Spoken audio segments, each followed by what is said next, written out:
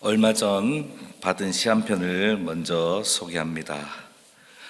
저기 엄마가 걸어오네. 마음이 아플 때는 좋은 것만 기억하기로 했다. 마음이 슬플 때는 행복한 것만 기억하기로 했다. 마음이 힘들 때는 신나는 것만 기억하기로 했다.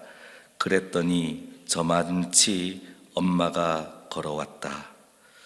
안시우의 민시우의 동시집인 고마워에 실린 시입니다.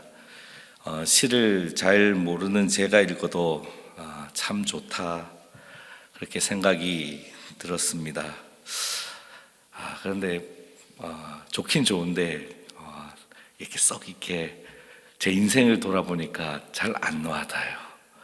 왜냐하면 저는 엄마가 저만치 오면 도망갔거든요. 그래서 저희 어머니가 이 설교를 들으면 좀 섭섭해 하실 수 있지만 그랬습니다.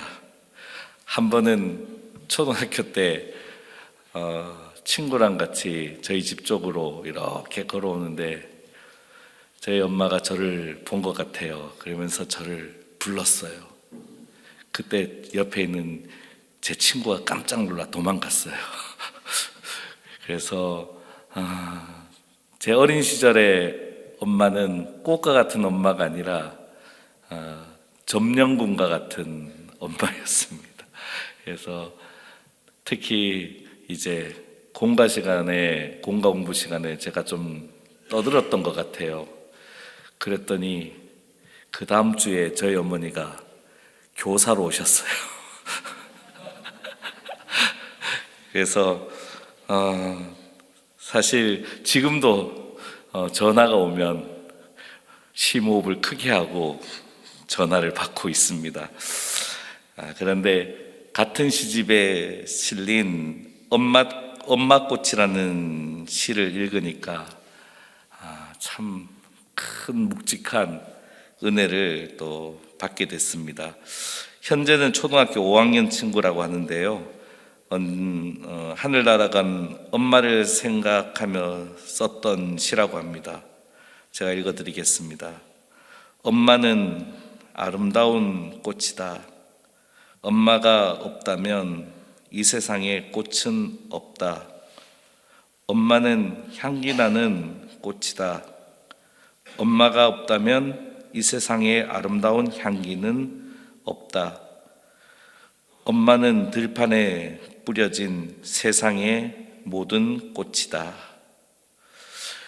이 시를 읽으면서 어떻게 어린아이가 이런 시를 썼을까에 한번 놀라고, 그리고 엄마의 부재에 대해서 이렇게 엄마의 존재의 아름다움을 쓸 수 있을까 하는 마음에 또 놀라고, 나도 정신 차려야 되겠다 그런 마음을 갖게 되었습니다. 오늘은 어버이 주일입니다. 이 시간 어머니의 존재의 아름다움을, 아버지께는 참 죄송하지만 어머니의 존재의 아름다움을 담은 우리 찬송가 579장 어머니의 넓은 사랑, 우리 1절만 함께 불러보도록 하겠습니다.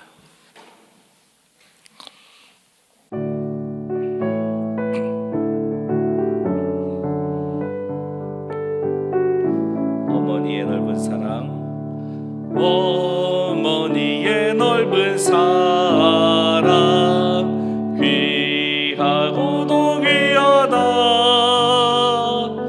그 사랑이 언제든지 나를 감싸줍니다.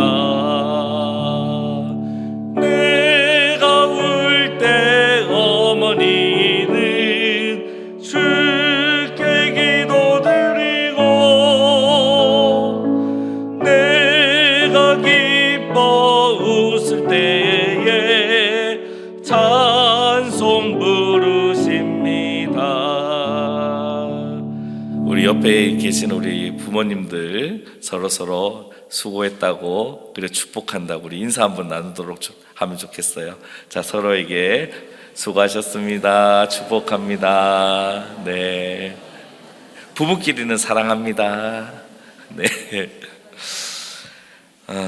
이렇게 어버이 주일을 맞이해서 부모님을 생각하며 찬송을 부를 수 있다는 것은 은혜입니다. 하나님의 은혜이고 부모님의 은혜입니다.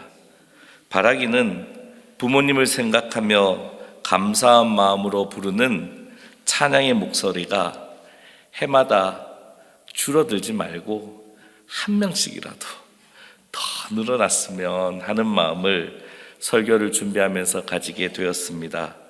그러나 한 명씩 더 늘어나는 거,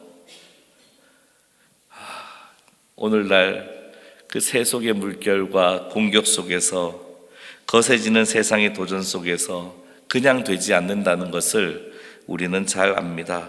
왜냐하면 이미 너무나 많은 믿음의 가정들이 파괴되었기 때문입니다. 너무나 많은 믿음의 배가 파손되었기 때문입니다. 그럼에도 우리가 소망할 수 있는 것은 하나님께서 창조부터 종말까지 이 땅에 존재하는 모든 믿음의 가정에게는 세상을 이길 수 있는 힘과 능력과 은혜를 다 담아 놓으셨기 때문입니다. 하나님께서 만드신 모든 가정에게 세상을 승리하도록 인도해 주시기 때문입니다. 그러므로 하나님께서 제작하신 승리하는 믿음의 가정 설계도대로 하면 우리 모든 가정은 파손하지 않고 믿음의 항해를 계속 은혜 가운데 해나갈 수 있는 것입니다. 대표적인 설계도와 같은 말씀이 바로 오늘 본문 말씀입니다. 이 시간 오늘 말씀을 통해서 언제나 하나님께서 약속하신 행복을 누리는 가정과 기업이 되기를 간절히 바라면서 오늘 말씀을 나누고자 합니다. 첫 번째, 믿음의 가정은 하나님의 큰 비밀을 가졌다. 하나님께서 큰 비밀을 담아 놓으셨다. 그러므로 강력하다. 그러므로 세상을 이길 수 있고 승리할 수 있다라고 말씀하고 있습니다. 우리 31절과 32절 말씀 우리 함께 읽어보도록 하겠습니다. 시작. 그러므로 사람이 부모를 떠나 그의 아내와 합하여 그 둘이 한 육체가 될지니 이 비밀이 크도다. 나는 그리스도와 교회에 대하여 말하노라. 사도 바울은요, 오늘 말씀을 창세기 2장으로 가지고 갑니다. 그 창세기 2장에는 에덴 동산 만드시고 그리고 드디어 하나님의 첫 번째 가정을 만드는 이야기가 나옵니다. 사람이 그의 아내와 합하여 그 둘이 한 육체가 되는 것, 가정을 이루는 얘기가 나오는데 이 이야기를 하면서 오늘 말씀에 이 비밀이 크도다. 이 비밀은요, 우리가 아무리 알려고 해도 알 수 없을 정도로 깊고 오묘하고 크다는 걸 얘기합니다. 얼마나 큰지 그리스도와 교회로 연결시킵니다. 그러니까 창조의 비밀이면서 구원의 비밀을 함께 가지고 있는 곳이 바로 우리가 살고 있는 믿음의 가정이란 겁니다. 그래서 사도 바울이 이 비밀이 크도다 할 정도로 우리 믿음의 가정에는 엄청난 비밀, 엄청난 능력, 엄청난 힘이 담겨 있다는 것입니다. 그래도 이 비밀이 얼마나 큰가? 어떻게 해석해야 되나?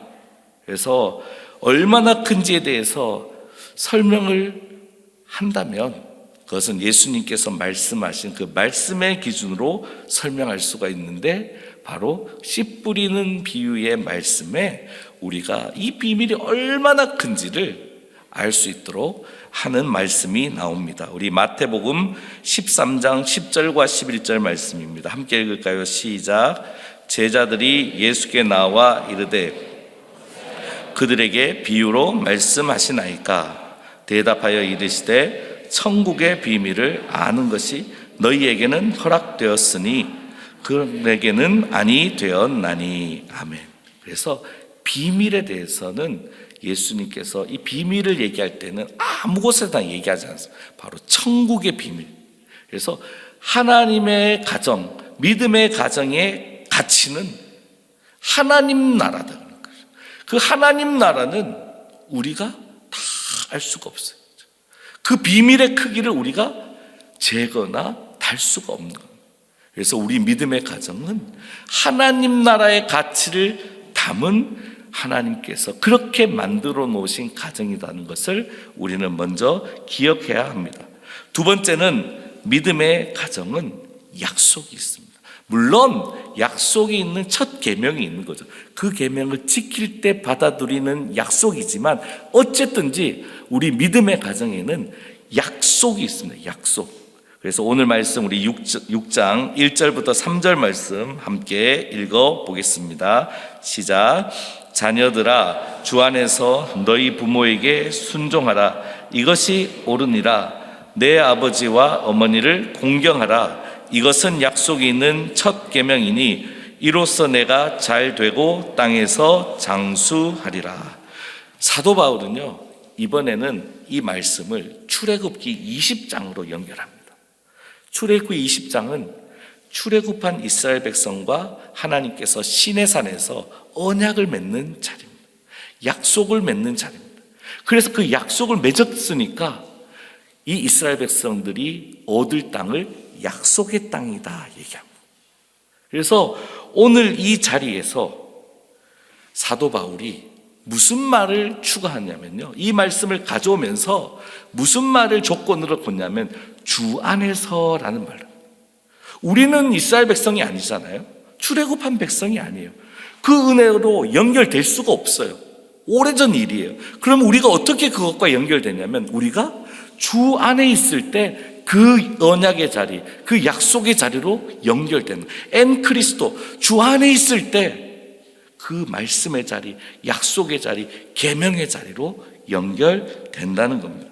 그래서 사도 바울이 사용한 주 안에서라는 조건을 통해서 구약의 출애굽의 자리, 그 자리와 주 안에서 주 안에 있는 우리 구원받은 자리가 서로 연결되는 것입니다.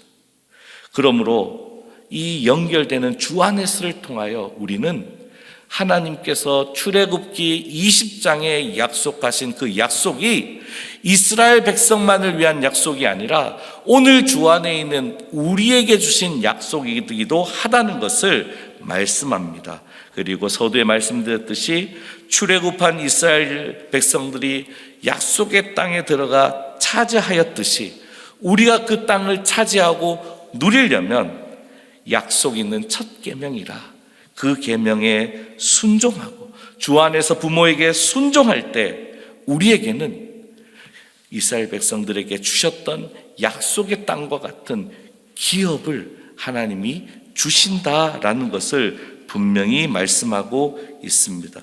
이와 같은 은혜는 출애굽기만 주신 건 아니에요. 하나님께서 이 세상을 창조하셨을 때부터 우리에게 주신 약속입니다. 창세기 2장에 말씀드렸듯이 하나님께서 아담과 하와 가정을 만드시기 전에 에덴 동산을 만드셨고 그것을 가정에게, 아담에게 맡기셨습니다. 사실상 에덴 동산을 주신 것과 진배가 없습니다. 창세기 23장에서는 아브라함도 아내 사라가 죽었을 때 그 슬픔 가운데 장례를 치를 때 묻을 곳을 찾아야 돼요. 근데 나그네예요. 누가 땅을 줘요? 그런데 그때 하나님께서 아브라함에게 특별히 땅을 주셨어요. 그 주변에 있는 이웃과 계약을 해서 막벨라 굴과 주변 땅을 살 수 있도록. 그래서 이 슬픔의 자리에서 오히려 나그네라는 신분에서 드디어 땅을 가진 땅 주인의 신분으로 바뀌는 그 은혜를 아브라함은 경험합니다. 그리고 결국은 이 약속은 바로 하나님 나라에 대한 약속입니다. 천국에 대한 약속입니다. 하나님께서 우리 믿음의 가정이 천국에 이를 때까지 인도해 주시고 보호해 주시고 그때그때 필요한 은혜와 약속을 주신다는 것을 오늘 말씀을 통하여 우리에게 알려주시는 겁니다. 지난 목요일 골드클래스 야외 모임으로 양평에 있는 더 그림이라는 참 잘 가꾸어진 개인 정원에 갔다 왔습니다. 개인 정원이어서 입장료도 있더라고요. 그래서 다행히 한 잔의 차와 바꿀 수 있어서 다행이었는데 거기를 딱 돌아보고 시원한 곳에 앉아 음료를 한 잔씩 하면서 어른들에게 권사님, 장로님 이런 집 하나 만들어 보세요. 그래 만드시면 저 좀 꼭 초대해 주세요. 얼마나 좋아요, 그죠?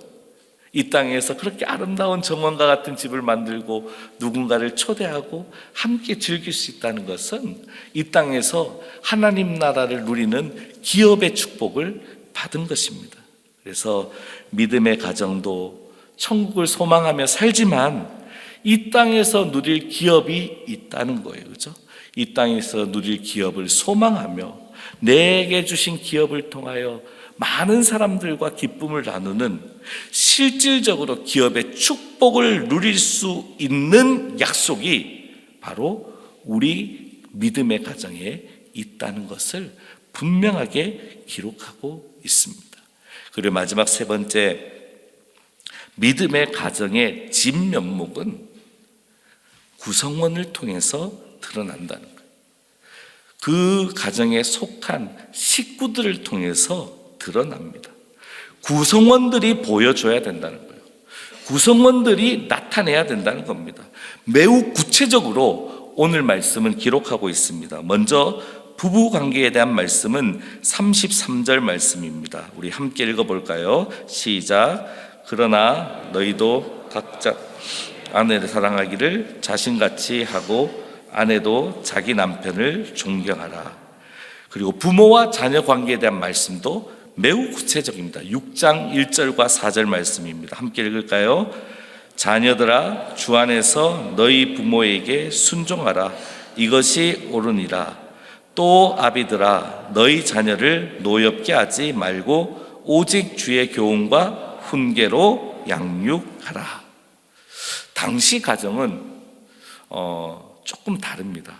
왜냐하면 로마가 지배할 때에 물론 관리들을 뒀지만 각 가정마다에는 부권이라 해서 엄청난 권한을 가장에게 줬어요. 그래서 아버지에게는 아내와 그리고 자녀들을 생명까지도 주관할 수 있는 정도의 권리가 부권입니다. 그런데 오늘 말씀에서 이제 예수 믿는 가정이 된 다음에 아버지가 그 부권을 사용하지 않습니다.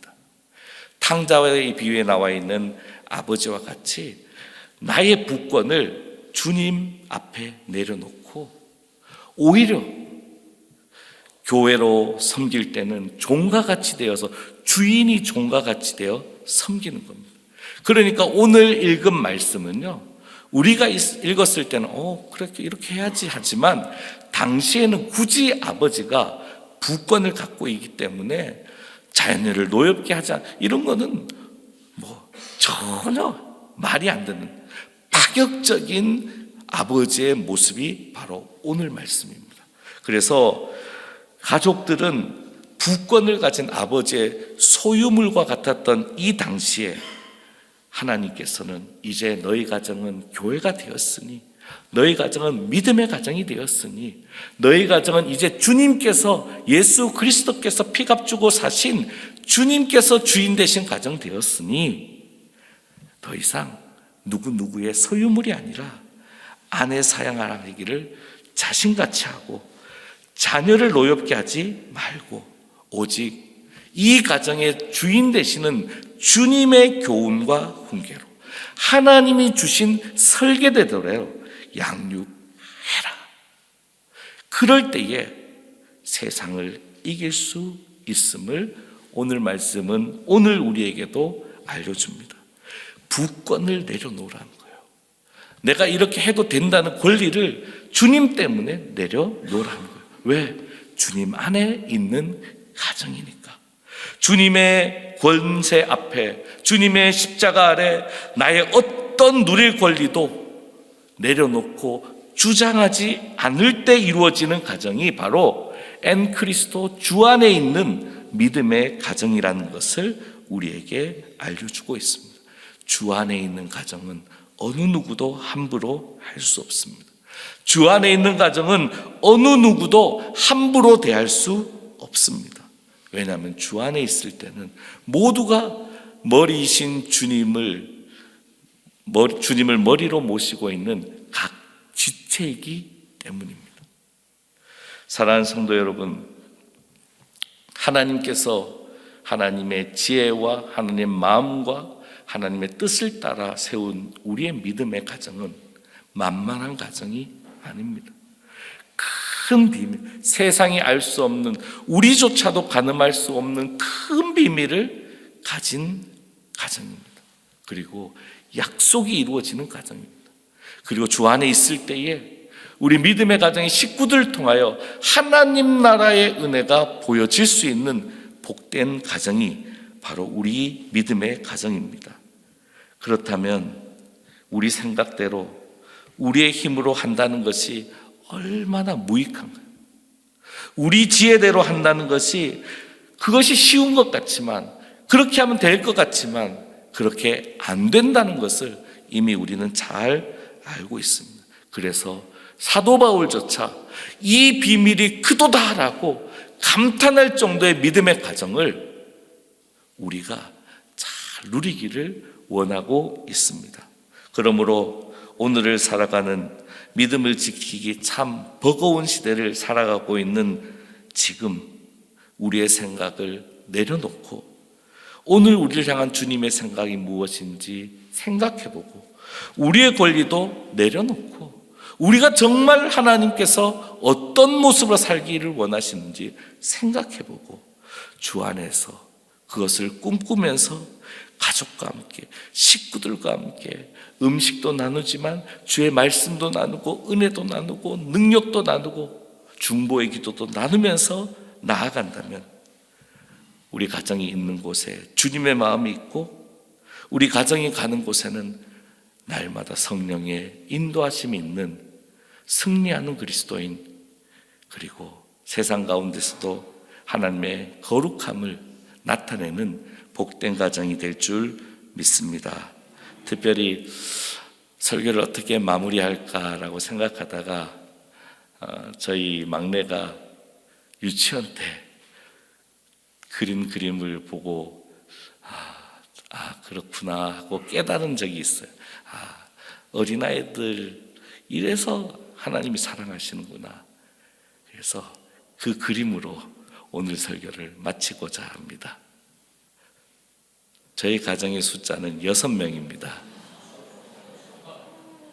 그런데 7명이네요. 우리 주님의 넓은 발 안에, 품 안에 6명의 식구가 있을 때 세상의 어떤 힘과 어떤 풍파도 우리를 넘어뜨리지 못할 줄 믿습니다. 그런 능력 있는 믿음의 가정, 그리스도인의 가정, 공동체가 저와 여러분의 가정 되기를 주의 이름으로 간절히 축원합니다.